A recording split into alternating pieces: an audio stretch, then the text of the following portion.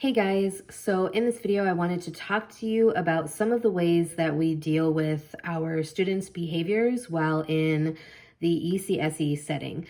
And first of all, for those of you who don't know what ECSE stands for, it is Early Childhood Special Education. So in our class, hold on a second, we actually have students ranging from the age of 2.5 all the way up to first grade. The reason why the older students are with us is because we also function as a resource room. And currently we are in the process of trying to get our older students transitioned into their classrooms full-time, hopefully. But we are definitely a long ways away from having them in their classrooms full-time, all three of them. There may be a couple who are closer, but it's going to be a long process. So anyways, with the wide variety of ages that we have, and especially with our younger students, our youngest student, this is his first time in any educational setting. Like, he's never been to daycare, never been to a preschool or anything like that. So we do have a lot of behaviors, and some of it is because they have not been around other people before. Some of it is like their parents might not necessarily know how to help their child. And I don't mean that like in a mean way. It's just that sometimes, like, as parents, your child exhibits these behaviors that you don't really know how to help them work through, or help them work through their feelings in a productive way. So some of them may push another student. Some of them may yell at another student. Some of them may scream. And some of them are very sensory. So like screaming is something that is very common in our classroom. But as far as like the pushing and the screaming at the other student, or like grabbing the toy out of their hand that they're playing with, or, pushing them down, whatever the case may be, we do have a plan in place to deal with those. Sometimes it's just as simple as, taking that particular student who is exhibiting this behavior by the hand and telling them, no, thank you. We use that word a lot in our classroom, no, thank you. We do also have visuals that say, do not throw toys, or no throwing toys, because that is also a very common problem in our classroom. Is a lot of students, when they get frustrated, they throw their toys at another student, or just in general. Especially we've noticed lately with like our block area, when we get the blocks out for them to play with, they throw them all over the place. Like yesterday, they ended up all over the room, and it was just a very ungodly mess to try to clean up.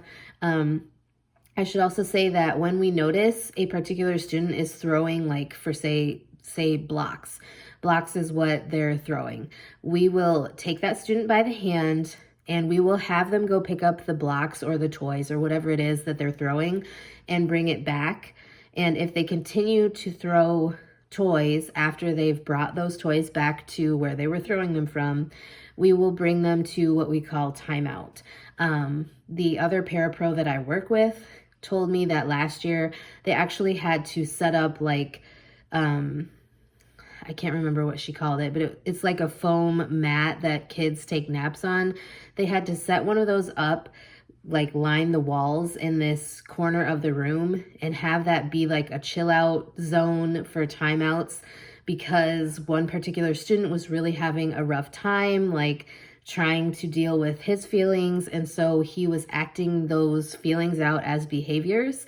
And a lot of times that's what these behaviors are, is like their way of trying to communicate something to you, whether it's they're hungry, they're tired, they're frustrated. It may be that they need to be changed. They might be wet or have had a bowel movement in their diaper. They might be thirsty. Whatever the case may be, it's hard when you have students that are that young who may not be verbal. A lot of our students are like we're working with them on vocabulary. We're working with them a lot more on like using their words or using sign language. Like we say all done, we say thank you. We teach a lot of sign language as part of like our alphabet time when we're on carpet. So using sign language definitely helps, but like back to the behaviors, a lot of it is just trying to figure out the reasonings behind their behavior. Like one of our students in particular, whatever someone else has is what he wants. And so he will go and grab like basically whatever it is that the other student has, even if that's not what he wanted. Like he could go grab something 1 second and he's happy that he got that toy or whatever it was. And then another student has, let's say, a poppet, because we do use a lot of like fidgets in our room.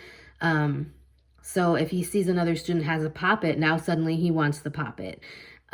So we usually deal with that type of behavior by having to separate that particular student from the other student, because you know, it tends to get a little like rough as far as that goes, but normally we will try to distract him with another fidget of some sort.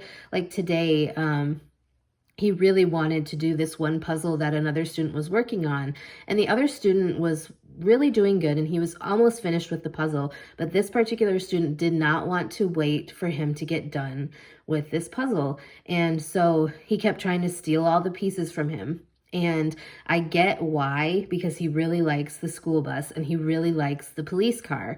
And that particular puzzle has pieces that are shaped like a school bus and shaped like a police car.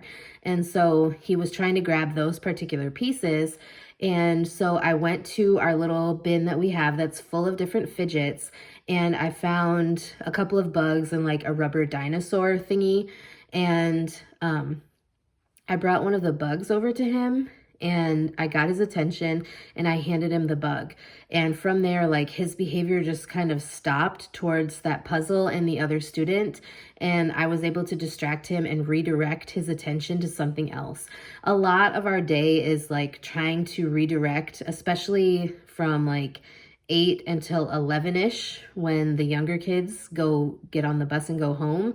A lot of our day is like redirection, you know, trying to stop them from fighting, trying to get them to focus long enough for carpet time, where we do the ABCs, we do the numbers 0 through 10, we do like the days of the week, we sing songs to help them remember all this stuff, we try to do story time, we try to do recess, you know, and sometimes it's just hard. There have been multiple days last week where we had to do indoor recess because we just couldn't get the behaviors under control enough to feel safe to bring them outside for recess. And we are hoping that eventually these particular students will get into the routine of coming to school and getting, you know, everything done. But until then, we just have to continue to work with them on, you know, their behaviors. I hope this was helpful to you guys, or at least informational. If you guys would like more information on certain strategies we have for classroom management or anything early childhood special education, please let me know. I'd be glad to get something filmed for you. If you have any questions about anything else or any topic that you would like me to discuss in the future on my channel, please be sure to let me know that as well. I'd be glad to get something filmed for you. And with that being said, I will talk to you guys next time.